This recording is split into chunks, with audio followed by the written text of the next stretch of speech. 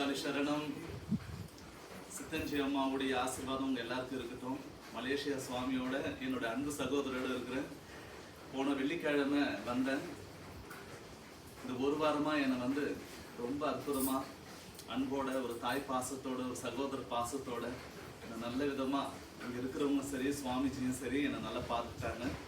நீங்களும் மலேசியா கண்டிப்பா இந்த அண்ணாமலையாருடைய தேவஸ்தானத்துக்கு அண்ணாமலையாரையும் காமாட்சி அம்மனையும் தரிசனம் பண்ணுங்க. அது மட்டும் இல்லாமல் பத்ரகாளி அம்மன், பேச்சி அம்மன், வீரபத்திரர், முனீஸ்வரர், எல்லா தெய்வமும் பெரிய ஆண்டவர் எல்லா தெய்வத்தையும் இங்கே வச்சு ஒவ்வொரு பூஜைக்கும் அற்புதமான முறையில் பூஜை செஞ்சுட்டு இருக்கிறாங்க.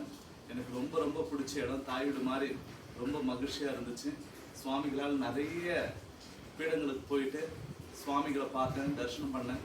ரொம்ப அந்த நினைவுகளை என்னால் வார்த்தைகளால் விவரிக்க முடியாத ஒரு பரவசமான ஒரு அற்புதமான சூழ்நிலையை அடைஞ்சேன். என்னைக்கும் இந்த இடத்துல என்னுடைய ஆத்மா மட்டும் இல்லை, என்னுடைய சக்தி நிலை பெற்று இந்த இடம் அற்புதமான ஒரு கற்கோவிலா உருவாகணும். நம்ம திருவண்ணாமலையில எப்படி அருணாச்சலர், உண்ணாமலை தாயார் இருக்கிறாங்களோ அந்த மாதிரி திருப்பணி வேலைகளை சுவாமி எடுக்கிறதுக்கு இருக்கிறாரு. அந்த அற்புதமான திருப்பணி விமர்சையா கூடி விரைவில் நம்ம கும்பாபிஷேகம் பண்ணுறதுக்கு இருக்கிறோம். சுவாமிக்கு எல்லாரும் சப்போர்ட் பண்ணுங்க, எல்லா பக்தர்களும் சப்போர்ட் பண்ணுங்க.